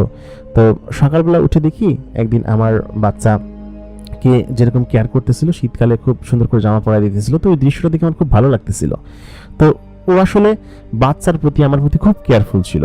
তার এরকম আচরণ দেখে আমার সত্যি খুব ভালো লাগতো।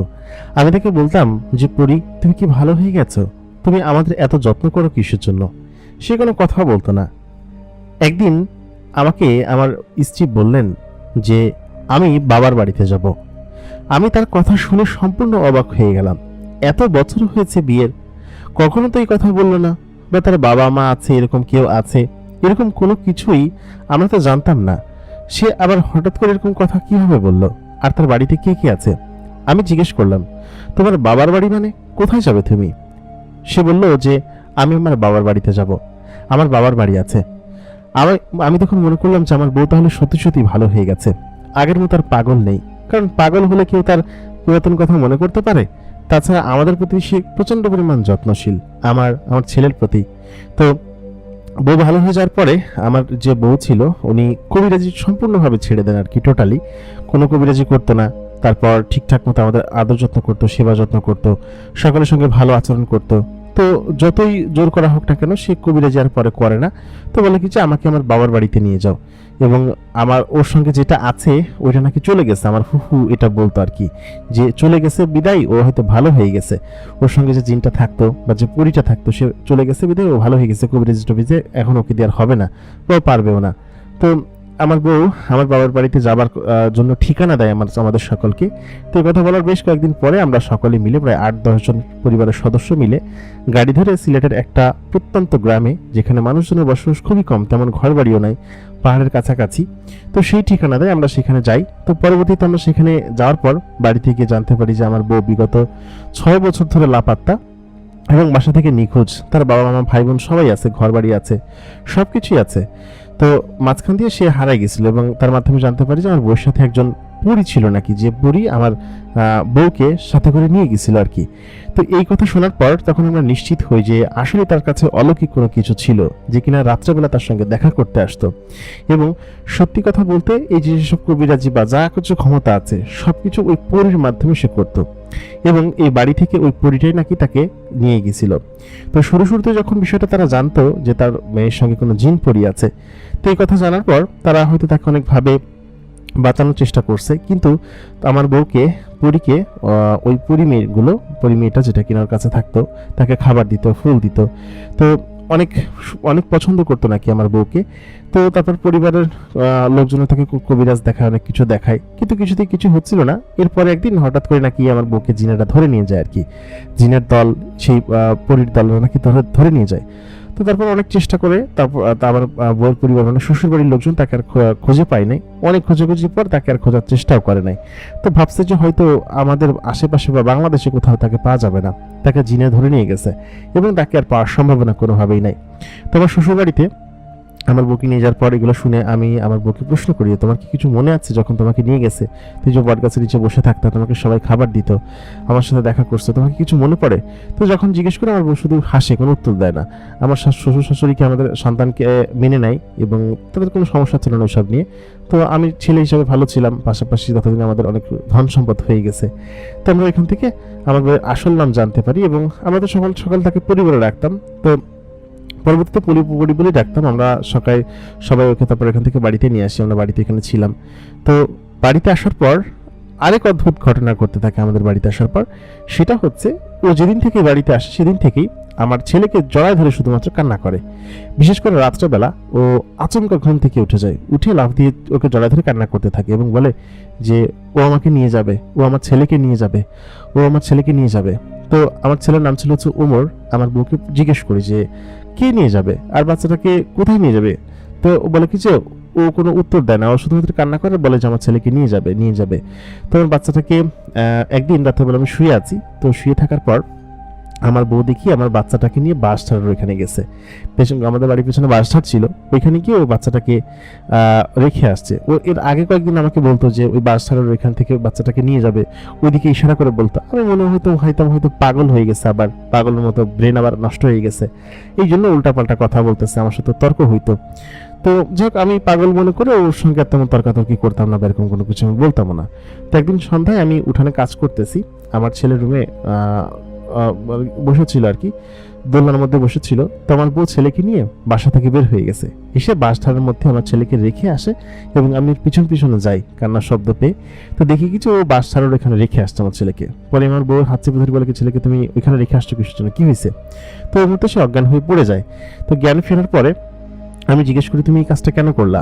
আমার ছেলেকে ওই বাস ছাড়ে বাগানের ভিতরে রাত্রেবেলা তুমি কেন রেখে আসলা? তো আমি এগুলো বলার পরে সে অজ্ঞান হয়ে যাওয়ার পরে তাকে ধরাধরি করে জ্ঞান ফেরানো হয় এবং তাকে জিজ্ঞেস করা হয় যে তুমি এই কাজটা কেন করলা, তুমি আমার বাচ্চাকে এরকমভাবে এখানে রেখে আসলা কিসের জন্য? তো সে কোনো কথা বলে না, সে চুপচাপ থাকে আর হাসে খালি। তো এই কথা সকলে যখন পরিবারে জানাজানি করে, সকলে তখন বিরক্ত হয় এবং আমার বউকে কবিরাজির মাধ্যমে আমার বউয়ের শরীর বন্ধ দেওয়া হয়, যাতে করে ওই পুরীটা যে কিনা ওর সঙ্গে ছিল ওইটা না আসতে পারে। তো ওকে বন্ধ দেওয়ার পরে মনে করছিলাম যে এরকম ঘটনা আর হবে না, তাবিজ পড়ালাম, অনেক সমস্যা। তো তারপরে দেখলাম কি যে না, এরকম করে তাবিজে কোনো কাজ হচ্ছে না, কোনো সমস্যা সে আগেরটাই রয়েছে। বউ রাত্রেবেলা উঠে কান্নাকাটি করে, ছেলেকে জড়ায় ধরে বলে কিছু নিয়ে যাবে। তারপর একদিন দেখলাম যে কার সঙ্গে যেন কথা বলতেছে, একটা ছায়ার মতো জিনিস। তো আমার ভয় লাগতেছিল, তো ভাবতেছিলাম যে আমরা অন্য একটা কবিরাজের কাছে যাব, ভালো কোনো কবিরাজ। তো এর কয়েকদিন পরে আমরা সকল মিলে রাত্রেবেলা ঘুমাইছি। তো ঘুম থেকে উঠে দেখি যে আমার বাচ্চা আমার পাশে নাই এবং আমার যে বউ ছিল সে বউ হচ্ছে কি ওই বাঁশ ঝাড়ার ওইখানে গিয়ে কান্নাকাটি করতেছে এবং আমার ছেলে কোথাও নাই, একটা বাঁশ জড়ায় ধরে কান্নাকাটি করতেছে, অনেক জোরে জোরে কাঁদতেছে। তো আমি মাকে জিজ্ঞেস করলাম, মা কি হয়েছে? তো বলতেছে তোর বউকে জিজ্ঞেস কর, তোর বউ কি করছে, বাঁশ জড়ায় ধরে কান্না করতেছে, ওমরকে তো নিয়ে গেছে, এইসব কথা বলতেছে। তো বলে কি নিয়ে গেছে, কোথায় নিয়ে গেছে? তো বলে ওই বেটি, যে বেটি ওর সঙ্গে থাকতো সেই বেটি নাকি ওকে নিয়ে গেছে। পরে আমি জিজ্ঞেস করি, তো ও বারবার বলতেছে যে ওই মহিলাটা নিয়ে গেছে। তাই বলে মহিলা নিছে না পুরুষ নিছে? তো বলতেছে ওই মহিলাটা নিয়ে গেছে, কিন্তু আমার কাছে একটা জিনিস খটকা লাগলো যে যে হুজুর আমার স্বপ্নে আসছিল সেটা একটা পুরুষ ছিল, তাহলে মহিলা ওকে কিভাবে নিয়ে গেল? তো কোন মহিলা নিয়ে গেছে আমরা অনেক খোঁজাখুঁজি করি, আশেপাশে অনেকভাবে অনেক কিছু করি। তো বিষয়টা যেহেতু অলৌকিক ব্যাপার, তো অনেক কবিরাজের কাছে যাই, অনেক কবিরাজ দেখাই। তো সবাই বলে যে তোমার ছেলেকে জিনে ধরে নিয়ে গেছে, পরীতে ধরে নিয়ে গেছে। তো একজনের কথা বলে আমার বউ এত কান্নাকাটি করে, সে আবার পাগলের মতো হয়ে গেছে, মানে আগের থেকে পুরো ডাবল পাগল হয়ে গেছে। আগে যেরকম করতো এখন তো সন্তানের জন্য কান্নাকাটি করে, অনেক কিছু করে।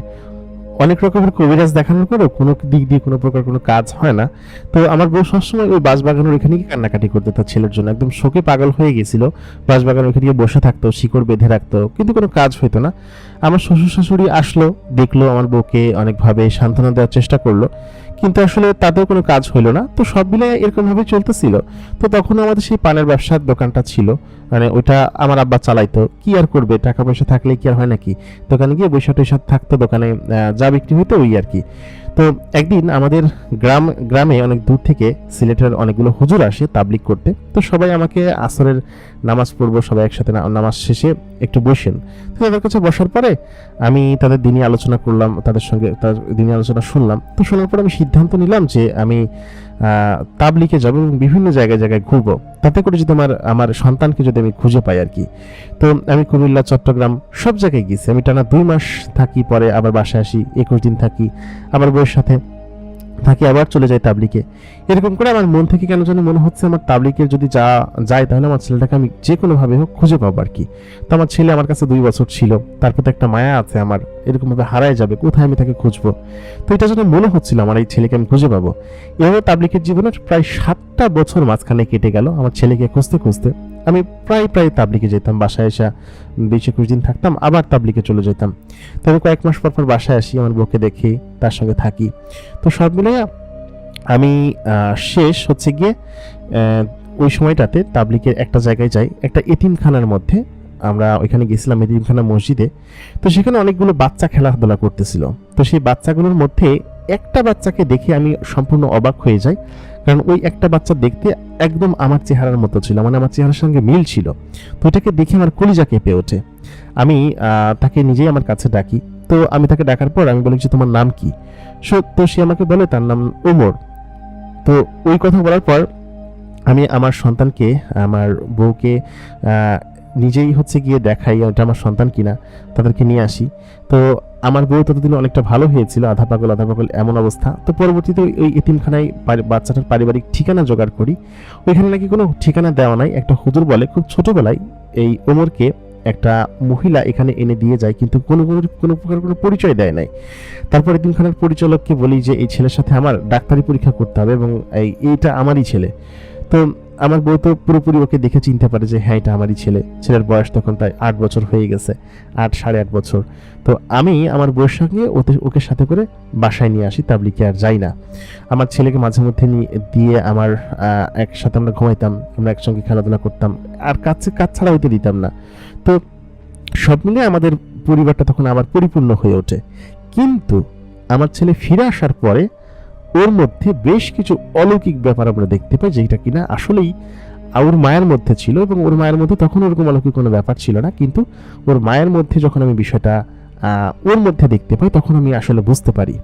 একদিন রাত্রে আমার ঘুম ভেঙে যায়। 8-9 বছরের ওমর আমার ঘরের ভিতরে দাঁড়ায় কারোর সঙ্গে কথা বলতেছে, এবং সেটা একটা ছায়া, একটা অবয়ব। তো আমি যখনই উঠলাম, উঠে যখন বললাম বাবা কার সঙ্গে কথা বলতেছো, তো ওখানে কথা বললো না, বললো যে কারোর সাথে না। তো আমি দেখতে পেলাম যে কেউ একটা ঘর থেকে বের হয়ে গেল দৌড় মেরে, জানালা দিয়ে, একটা ছায়ার মতো জিনিস।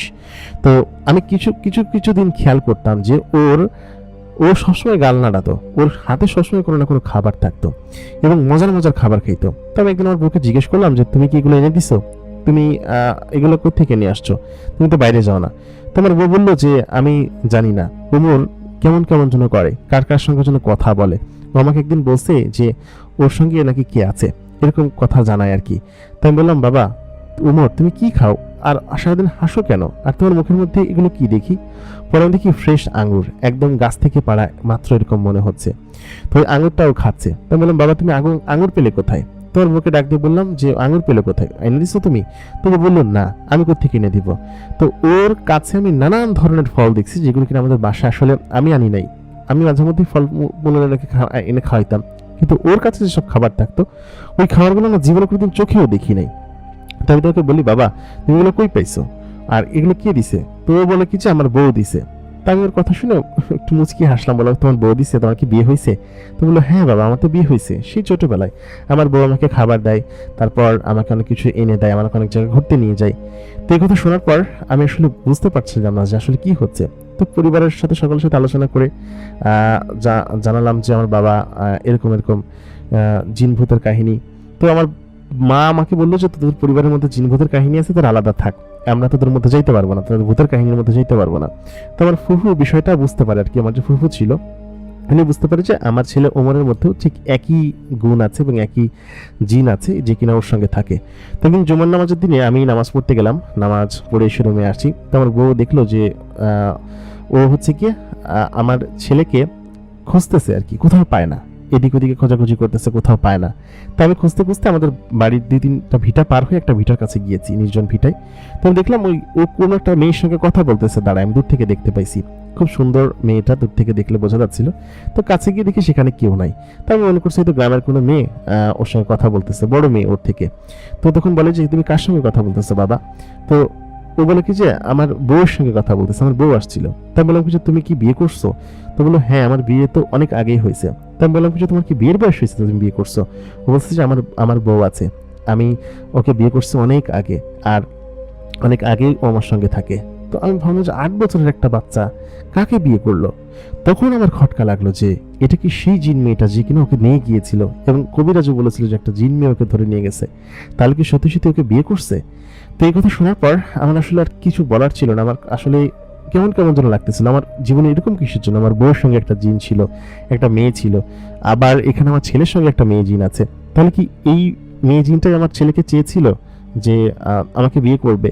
তো তাকে স্কুলে ভর্তি করে দিলাম। আমি আসলে ঘটনাটা আমি স্বাভাবিকভাবে নিচ্ছিলাম, এরকম করে স্কুলে নিয়মিত যাইতো, পড়তে বসতো না, কখনোই পড়তে বসতো না। কিন্তু একটা বিষয় হচ্ছে গিয়ে ও সমস্ত পড়া করতে পারতো, কবিতা বাসা থেকে পড়েও যেত না, কিন্তু টিচাররা জিজ্ঞেস করলে উত্তর দিয়ে দিত।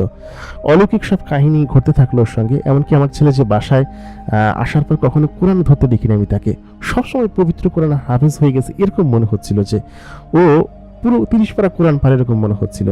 আমি এতিমখানায় থাকাকালীন সে কোরআন পড়তো, কিন্তু এর পরবর্তীতে সে তার কোরআন পড়ে নাই বা পুরোপুরি হাফেজও হয় নাই। কিন্তু কোরআনের যে কোনো আয়াত থেকে তাকে জিজ্ঞেস করলেই সে গলগল করে উত্তর দিয়ে দিত এবং বলে দিত যে এখানে এরকম এই লাইন আছে, অমক সূরা এত এত আয়াত বা এরকম, ও শুদ্ধভাবে বলে দিত। তো আমি তখন বললাম যে বাবা তুমি এটা শিখছো কিভাবে, তুমি তো হাফেজ না, তুমি তো পুরোপুরি কোরআন পড়েও নাই। তো তখন বললো যে আমার বউ আমাকে শিখাইছে, ও আমাকে প্রতিদিন এসে আমাকে কোরআন শিখায় এবং কোরআন মুখস্থ করায়, আমি ওর সঙ্গে বসে কোরআন মুখস্থ করি। তো এই কথা শোনার পর আমি তখন আসলে মুগ্ধ হই যে আসলে কি ওর সঙ্গে একটা পরী আছে। তো সবার মুখে আমার ছেলের সঙ্গে যে একটা জিন মেয়ের বিয়ে হয়েছে এটা মুখে মুখে রটে যায়। গ্রামে অনেকে এই বিষয় সম্পর্কে জানে, বোঝে, এবং গ্রামে আমার এমন কেউ নাই যে ওকে দেখে নাই, ও আসে, সবাই ওকে দেখে, এবং ওর মধ্যে অলৌকিক কিছু ব্যাপার আছে। এই ব্যাপারগুলো সকলে জানার চেষ্টা করে, হুজুর বলেন, কবিরাজ, বৈদ্য, তান্ত্রিক, অনেক তাবিজ করছি, অনেকভাবে সেই পরীটাকে ওর কাছ থেকে সরানোর চেষ্টা করছি, অনেক চেষ্টা করার পরেও কোনো প্রকার কোনো কাজ হচ্ছিল না। কিন্তু মজার বিষয় হচ্ছে যে ওই পরী মেয়েটা আমাদেরকে কোনো ক্ষতি করতো না বা আমাদের কাছে এসে আমাদেরকে করতো না। আমার ছেলেকে কাপড় দিত, খাবার দিত, অনেক দামি দামি পারফিউম দিত, গরুর মাংস এনে দিত, খুব দামি দামি খাবার।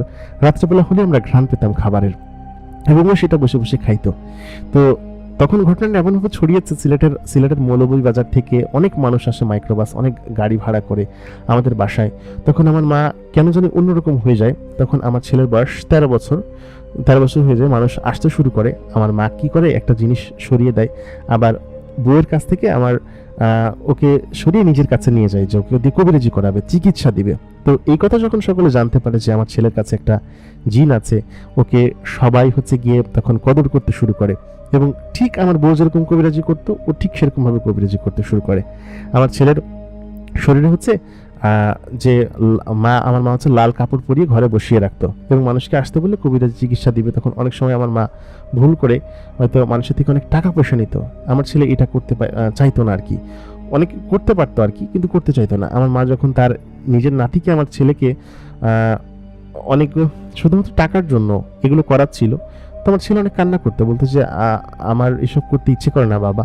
আমার পুরো অনেক খুব রাগ করে, ও বলে কি যে এইটা করা ঠিক না, এটা উচিত না, তোমরা যেটা করতেছো এটা উচিত না। তো আমার বউ, আমার ছেলে হচ্ছে কি মানে তার দাদি, আমার মা অনেক খারাপ কাজ করছে। আমি যে তাকে মানুষকে চিকিৎসা নামে ধোকা দিচ্ছে, এটা আসলে এটা আমরা জানতাম, কিন্তু মানুষজন যারা চিকিৎসা নিতে আসছে তারা তো জানতো না, তারা টাকা পয়সা দিত। পরিটা আসলে এগুলো করতে চাইতো না, ওই 2-1টা কাজ করতো আর বাকি সব ধোকাধাড়ি দিয়েই করতো। ধরেন একদিনে 50 জন লোক আসছে, এর মধ্যে 2-1 জনের রোগ হয়তো ঠিক করে দিত, বা 10 জনের হয়তো অলৌকিকভাবে রোগ ঠিক হয়ে যেত, কিন্তু সবাই মনে করতো যে না, এটা খুব জাগ্রত মাজার, জাগ্রত মানুষ। তো আমি তারপরে আমার এতিমখানায় যেখানে ছিল আমি কথা বলি ওর সঙ্গে, এতিমখানা মাদ্রাসায় কথা বলি যে আমার ছেলে যখন মাদ্রাসায় থাকতো তখন কি তার সঙ্গে কোনো কিছু ছিল কিনা, কোনো কেউ তাকে কিছু করেছিল কিনা। তো হুজুর আমাকে বলে যে ছাত্ররা অনেকবারই দেখেছে ওর সঙ্গে কিছু একটা দেখা করতে আসতো রাত্রেবেলা ছায়া মতো, এবং ওকে রাত্রেবেলা খাবার দিয়ে যেত। মাঝে মধ্যে রাত্রেবেলা মাদ্রাসায় থাকতো না, ভেতর থেকে দরজা আটকানো থাকতো। তো তখন আমরা শিওর হই যে না, ওর কাছে সত্যি সত্যি সেই পরিটা আছে, এবং এটা না শিওর হওয়ার মতো কিছু না। তো আমার মা তাকে লাল কাপড় পরায় এইগুলো কাজ টাজ করাইতো এবং তাকে দিয়ে টাকা পয়সা নেওয়াইতো। তো এত পরিমাণ টাকা ইনকাম করছে আমার মা এই কয়েক বছরে, এবং আমার পরিবার আর কি, যে আসলে সেটা বলে বোঝানো সম্ভব না। আগে আমাদের টাকা পয়সা তো ছিল না, হয়তো আগে আমার বউয়ের সঙ্গে যে জিনটা ছিল অল্প স্বল্প ইনকাম হইতো, তা দিয়ে হয়তো কিছু লাখ টাকা ইনকাম করছিলাম আমরা। কিন্তু এর পরবর্তীতে এত পরিমাণ ভালো পরিস্থিতি হয়ে যায় যে আমার ছেলে সঙ্গে যে জিনটা ছিল ওইটা সকলে জানার পরে প্রচুর পরিমাণ টাকা পয়সা, অর্থবিত্ত সমস্ত কিছু দান করতো, এবং দেখতে দেখতে সিলেটের শহরে জায়গা কিনে বাড়ি করে ফেলে আমরা, প্রচুর পরিমাণ টাকার মালিক হয়ে যায়। কোটি কোটি টাকা ইনকাম করছে আমরা এই সমস্ত কিছু দিয়ে, যা আসলে আপনাদের বললে হয়তো বিশ্বাস হবে না। তবে আমার ছেলেকে সবসময় আমার মা আটকায় রাখতো। এইভাবে করে কয়েক বছর কেটে যায়। আমার ছেলের বয়স যখন 15-16 বছর হয়, তখন বাড়ির আশেপাশে একটা মাহফিল হচ্ছিল। তো যেহেতু তখন পুরোপুরি বয়ঃসন্ধিকালে যাচ্ছে, তাকে কোনোভাবে আটকে রাখা সম্ভব না। তো একটা মাহফিলে গিয়ে আমার ছেলের ফিরে আসে না। ঘটনাটা 2005 সালের। এই 5 সালের আগ পর্যন্ত আমার মা প্রায় 3 বছর 2 হাতে টাকা কামাইছে। এত পরিমাণ টাকা কামাইছে যে সেই টাকার পরিমাণ প্রায় কত কোটি কোটি টাকা, এবং সেটা দিয়ে ব্যবসা দাঁড় করাইছে।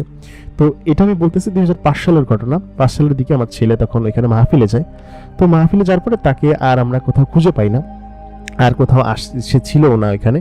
তো আমার বউ, ও হারা যাওয়ার পরে আবার পাগলের মতো হয়ে যায়, মানে ও ওইখান থেকে আর ফিরে আসে না। পরে আমার বাবা মা সবাই ওকে খুঁজতে থাকে। আমার বাবা মা তো ওকে দিয়ে ব্যবসা করতো, ওকে দিয়ে ইয়ে করতো, আমরা খবরের কাগজে নানান জায়গায় আমরা ওর ছবি দিয়ে বিজ্ঞাপন দিই, কিন্তু কোথাও ওকে পাই না। তো এই ঘটনা হওয়ার পরে মানুষজন আরও বেশি বিশ্বাস করতে শুরু করে যে না, ওর সঙ্গে সত্যিই কিছু একটা আছে, এবং আমরা অনেক খোঁজাখুঁজি করে তাকে আর পাই না। পরে মাঝখানে প্রায় 5 বছর কেটে যায়। তারপর 2010 সালের দিকের ঘটনা। 10 সালের দিকে আমার ছেলে এবং ছেলের বউ আমার কাছে এসে বউয়ের কাছে এসে আমার বউকে অনেক কিছু দিয়ে যায়, বলতে গেলে 7 রাজার ধন দিয়ে যায়, মানে আমার বউয়ের কাছে এসে আর কি। তার দাম পরিমাণ শত শত কোটি টাকা হবে, এত পরিমাণ ধন সম্পদ দিয়ে যায় আর কি আমার বউকে। তো আমাদের এখন কোনো কিছুর অভাব নাই।